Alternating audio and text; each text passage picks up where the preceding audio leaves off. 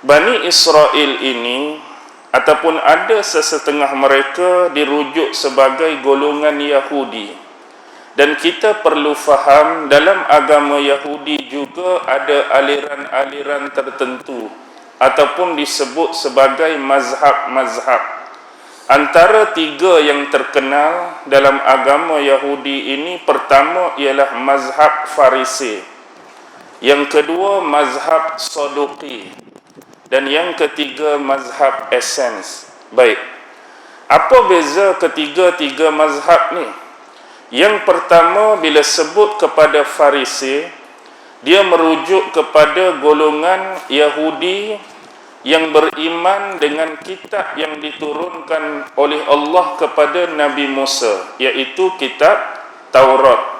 Dan mereka juga adalah golongan yang mempercayai perkara-perkara yang melibatkan ghaibiyah, seolah-olah sama macam kita orang Islam percaya dengan kitab Al-Quran, dan kita juga percaya dengan perkara-perkara ghaibiyah yang diberitakan dalam agama. Contoh apa dia ghaibiyah? Percaya kepada alam akhirat, percaya kepada jin, percaya kepada malaikat, percaya kepada alam kubur, azab dan nikmat kubur. Tu termasuk hal-hal ghaibiyah. Yang ni mazhab Farisi. Manakala mazhab yang kedua disebut Saduqi. Saduqi pun percaya dan beriman kepada Taurat.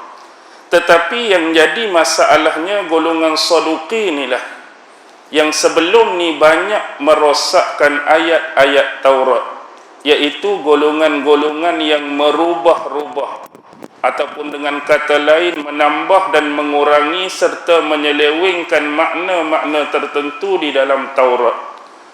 Boleh dikatakan Saduqi ini menyamai apa yang kita sebut hari ini sebagai religious rider, geng-geng penunggang agama, iaitu menggunakan agama pada masa itu untuk kepentingan diri sendiri. Baik, yang ketiga Essens. Essens ni satu mazhab yang juga percaya kepada Taurat, cuma beza dia dengan Farisi tadi, dia tak percaya kepada hal-hal yang bersifat ghaibiyah. Kalau Farisi dia percaya, kalau Essens dia tak percaya. Bahkan dia memasukkan unsur-unsur yang tak sepatutnya dimasukkan dalam agama, iaitu paganisme dan unsur-unsur mistik. Sebab masa kehidupan Nabi Allah Isa tu, siapa yang jadi pemerintah Palestin pada masa tu? Iaitu golongan ataupun bangsa Romawi, orang-orang Rom yang duduk di Palestin. Jadi Rom ni sudah terkenal dengan budaya Helenistik dia. Satu budaya yang adanya dewa-dewa pagan, unsur-unsur mistik. Jadi mereka tu masukkan dalam tu. Baik, tu antara tiga yang terkenal. Sebab mazhab dalam Yahudi atau aliran ni banyak. Baik, yang jadi pemerintah pada masa tu siapa? Antara yang pegang Dewan Sinagog Agung. Dewan Sinagog Agung ni boleh dikatakan sebagai dewan ulama mereka lah pada masa tu. Kebanyakannya dipegang oleh golongan Saduqi. Jadi Saduqi yang mana tadi? Penunggang-penunggang agama yang menyelewengkan kitab. Jadi satu ketika, ada satu kisah ketika Nabi Allah Isa ni masih remaja. Jadi sebelum kita ceritakan kisah yang berhubungan dengan benda ni, saya nak ulang satu ayat yang Allah sebut dalam Quran, surah yang sama, ayat 48. Wa yu'allimuhumul kitaba wal hikmah wat Taurat wal Injil. Dan dia diajarkan oleh Allah Subhanahu wa taala Alkitab. Siapa? Nabi Allah Isa. Kitab di sini bukan merujuk kitab buku tu ataupun wahyu, tetapi kitab di sini merujuk kepada kepandaian menulis, Alkitabah. Wal hikmah, dan ilmu-ilmu yang benar, wat Taurat wal Injil. Injil tu memang kitab khusus yang diturunkan oleh Allah kepada Nabi Isa. Tetapi Wat Taurat sebelum tu. Taurat yang pernah turun pada Nabi Musa pun diberi segala ilmu dan pengetahuannya kepada Nabi Allah Isa. Taurat ni kitab Nabi Musa, Injil tu baru kitab Nabi Isa. Tetapi bila Allah nak beri pengetahuan dan ilmu kepada Nabi Isa, dia bagi dua-dua. Hak Taurat pada Isa, pada Musa sebelum ni pun bagi pada Isa. Injil hak khusus tu pun bagi pada Isa. Jadi gambaran yang kita boleh dapat di sini, Isa ada dua-dua ilmu dan pengetahuan tentang Taurat dan tentang Injil. Jadi bila dia menghadiri satu pertemuan, Dewan Sinagog Yahudi ini disebut satu istilah Sanhedrin. Jadi golongan-golongan Rabbai dia. Jadi bila berhadapan dengan golongan ni, Rabbai-Rabbai ni duk mengajar agama. Jadi bila mengajar agama, mereka juga menggunakan hujah-hujah, ayat dan dalil daripada kitab Taurat.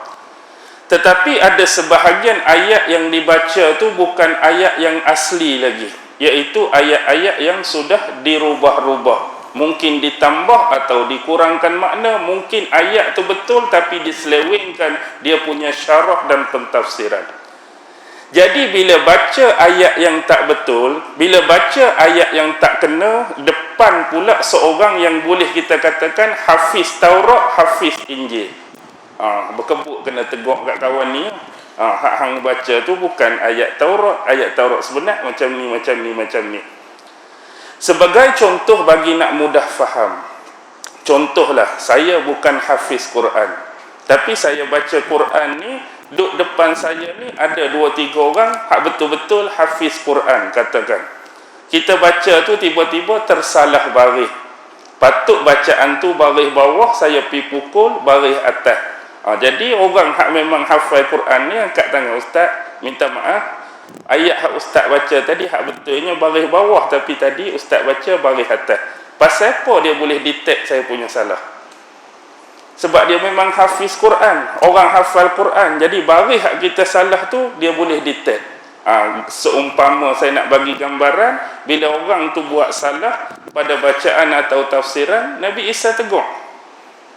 Jadi bila tegur ni, seorang remaja yang muda, yang belia, kawan ni pula hak tua dah, dihormati sebelum ni sebagai seorang ulama, 2-3 kali kena, biru lah muka kan.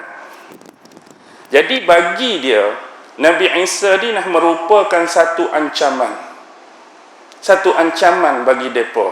Bayangkan macam ni, sebelum ni kalau kita ni orang alim, yang kita ni jenis menunggang agama, kita duk karut apa pun, kita duk auta apa, tak ada orang tegur. Semua orang tunduk, semua orang amin, semua orang dengar. Tiba-tiba mari tu orang duk tegur, payah nak cari makan dah lagu ni bila-bila dah. Kita jadi terancam dah. Jadi orang ni boleh, kalau kita kata, bungkus periuk nasi kita. Jadi bila anggap Nabi Isa ni sebagai satu ancaman, mereka nak buat satu perancangan atas diri Nabi Isa, seolah-olah nak menyisih dan menghapuskan Nabi Isa. Baik. Qala man ansari ilallah.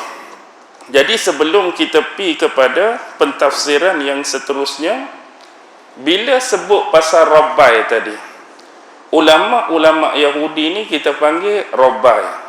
Macam kita sebut ulama, mereka panggil Rabbai. Kalau dalam Hindu dia panggil Rishi. Rishi ni orang-orang alim dalam agama, tapi bukan Rishi Kapoor lah. Rishi Kapoor tu pelakon. Okey, nama je lah sama. Baik, dia ada satu lagi istilah yang merujuk kepada ulama Yahudi ni, disebut sebagai Kohan. Apa dia Kohan dan apa beza dia dengan Rabbai? Rabbai ni umum, siapa-siapa boleh jadi Rabbai. Contoh, bila mana seseorang tu, tak kira dia siapa, dia belajar sungguh tentang Taurat, dia belajar sungguh tentang hukum hakam dalam agama tersebut, dan dia ada guru-guru, dan bila orang perakui ilmu dia, maka dia layak untuk jadi alim atau Rabbai. Tapi Kohan ni lagu mana? Kohan ni sama juga. Tetapi yang beza salasilah dan nasab orang yang disebut Qaham ni, mereka adalah keturunan anak-anak daripada Nabi Allah Harun alaihi salam. Tu je beza.